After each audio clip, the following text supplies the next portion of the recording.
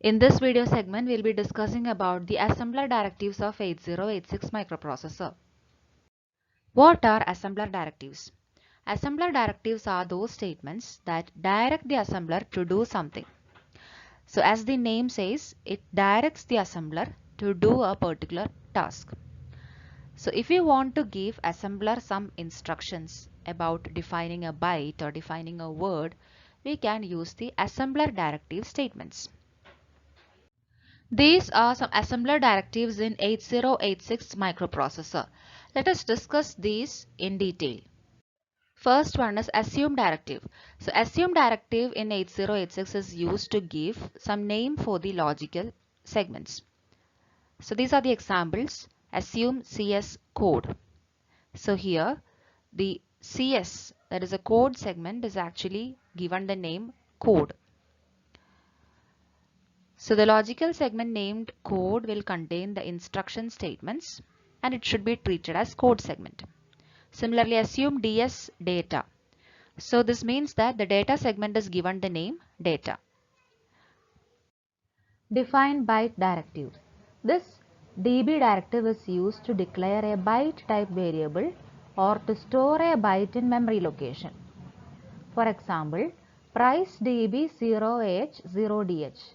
So here 2 bytes will be allocated in the memory and its name will be price. So this will be acting as an array of 2 bytes. The value at the first position is 0H and the value at the second position is 0DH. Next is temp DB 100 DUP. So here 100 bytes will be reserved in the memory. The name of that is temp and all the values, all the 100 bytes will be uninitialized. We will write like this for not initializing at the time of declaration. So this is the DB directive. Let us look at some more examples. Next example, ranks DB 01H, 02H, 03H, 04H. So this statement directs the assembler to reserve 4 locations as a list and its name of the list is ranks. And the first byte will be having a value 01H, second byte 02H, third byte 03H and fourth byte 04H.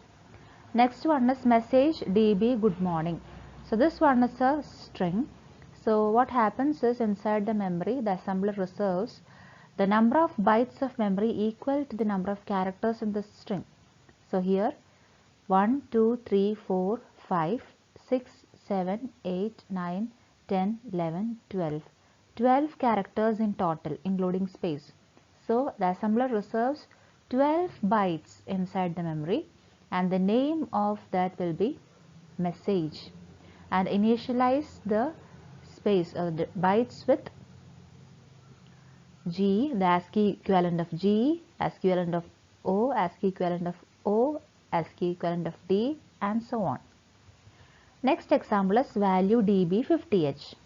So here there is no initial value. This statement just directs the assembler to reserve 50H memory bytes and leave them uninitialized.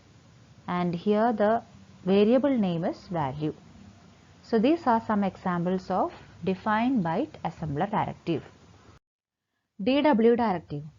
The define word directive is used to define a variable of type word or to reserve storage location of type word in memory. A word is equal to 2 bytes in 8086.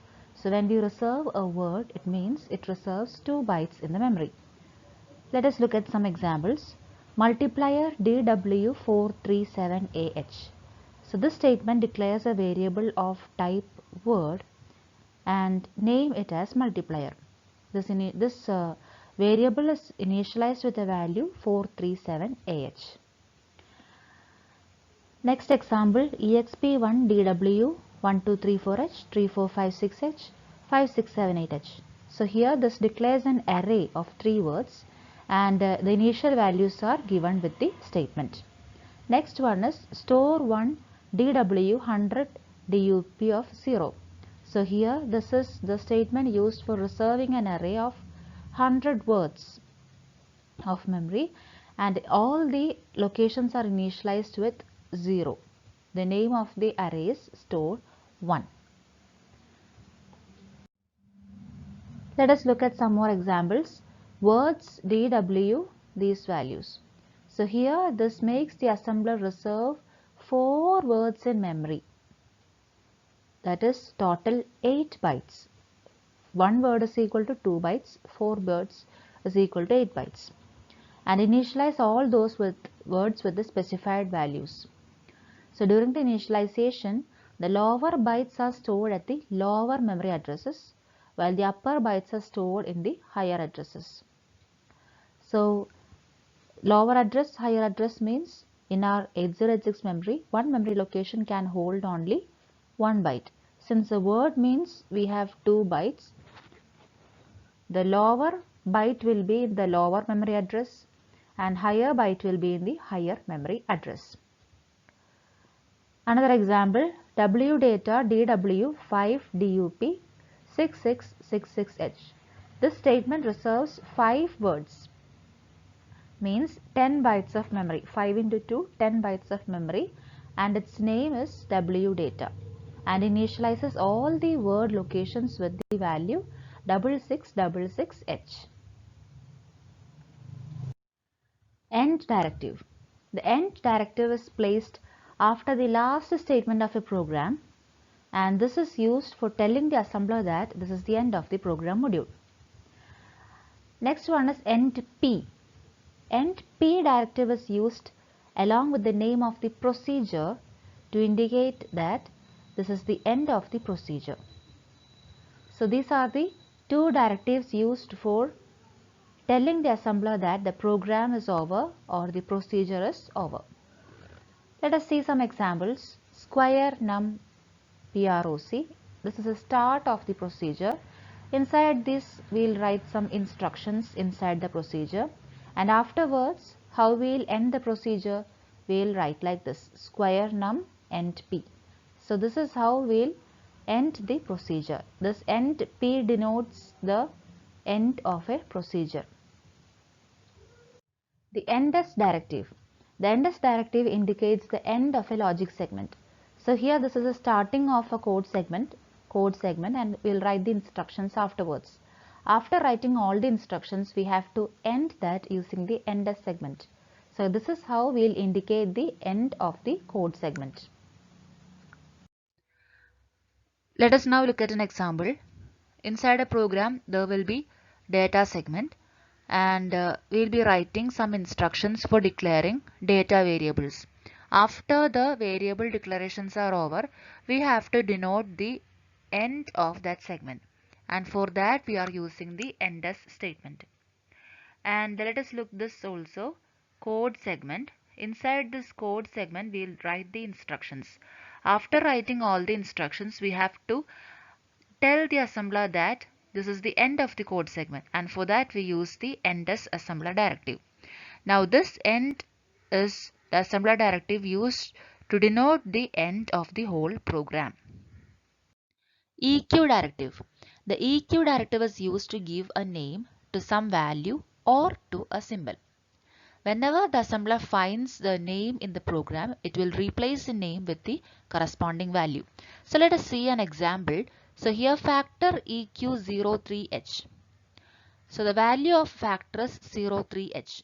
Wherever factor appears, the assembler will replace factor with 03H.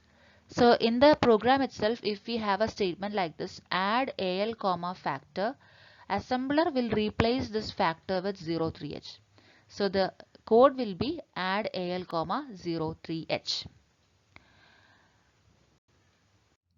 Next we have to discuss about two assembler directives, extern and public.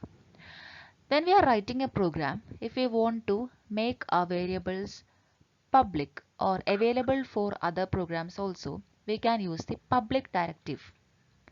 Now if in our program, if you are using the public variables declared in other programs, we can use the extern assembler directive.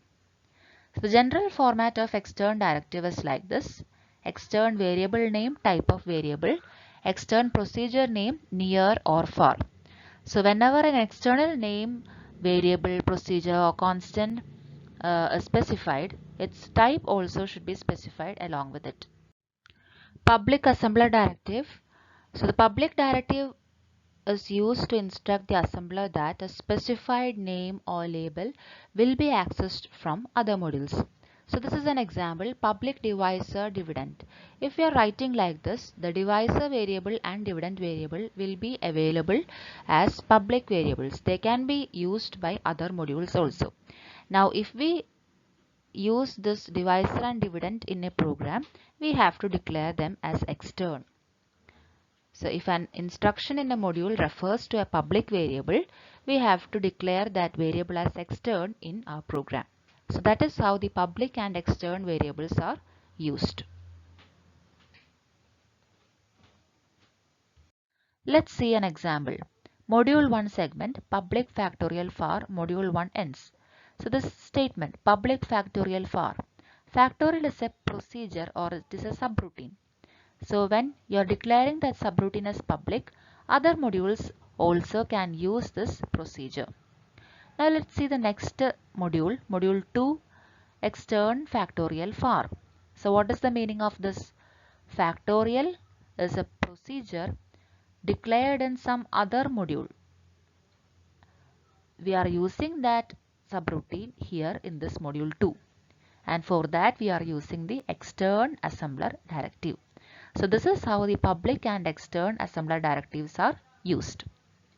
Next one is the even assembler directive.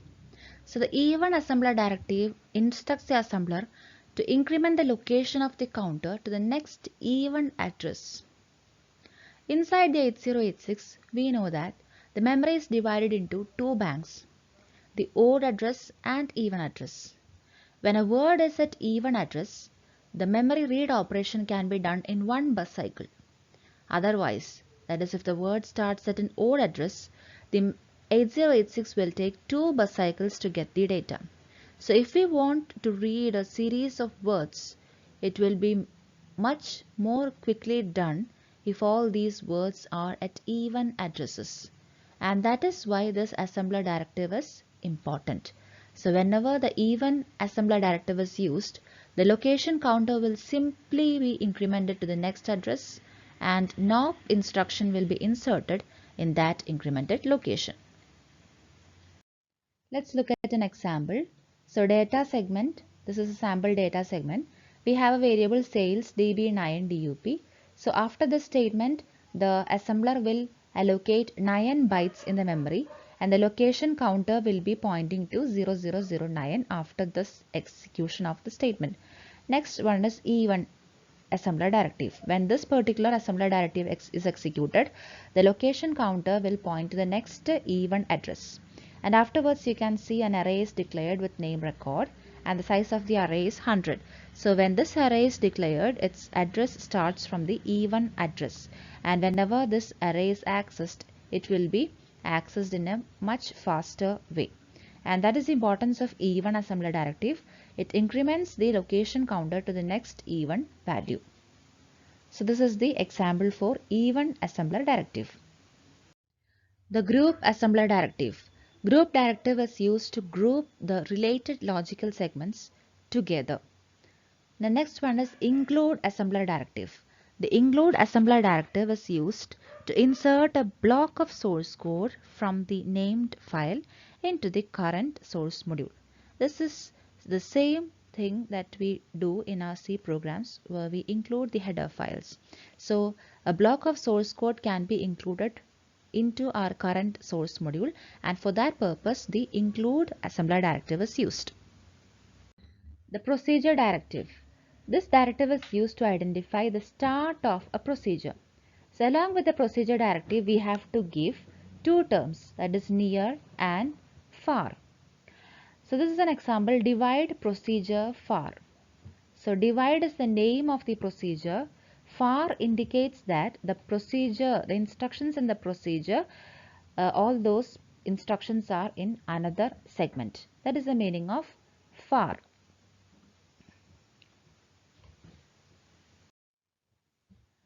So the next example, smart procedure. So this identifies the start of a procedure called as SMART, and inside this we'll write the instructions, and to indicate the end of the procedure the end P assembler directive is used. The pointer assembler directive. The pointer assembler directive is used to assign a specific type to a variable or a label. Let us see an example, inc px. So when this instruction is seen, the assembler does not know how much is to be incremented, whether it is a byte or word. So in that case, we can use the pointer assembler directive.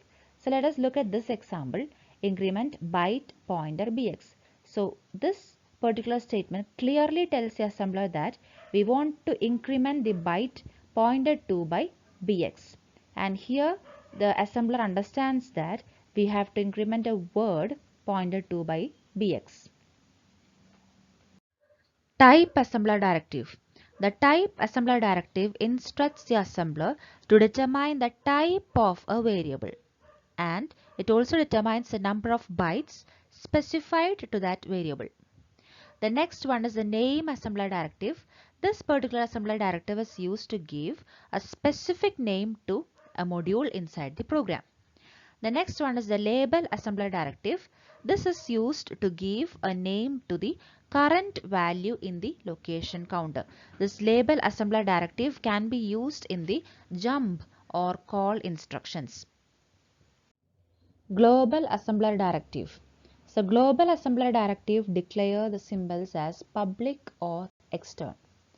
If we have a name or a symbol inside the program, the global directive is used to make that symbol available to the other modules. ORG assembler directive or origin assembler directive. This assembler directive is used to change the starting offset address of a data in the data segment. So normally the location counter is set to 0000 when the assembler starts reading a segment. If we want to change this default value to some other value, we can use the ORG assembler directive. Let us see an example, ORG 2000H. This particular statement tells the assembler to set the location counter to 2000H. So here a dollar symbol is often used to symbolically represent the current value of the location counter. The dollar symbol is often used in ORG statements to tell the assembler to make some change in the location counter relative to its current value. So in this example, ORG $+100 tells the assembler to increment the value of the location counter by 100 from its current value. Next, let's discuss about the offset assembler directive. Inside the data segment, the data item will be stored in a memory location. If we want to find out the offset or displacement of that data item from the starting address of the segment, we can use the offset assembler directive. In this video segment, we have discussed about some of the assembler directives of 8086 microprocessor. Thank you.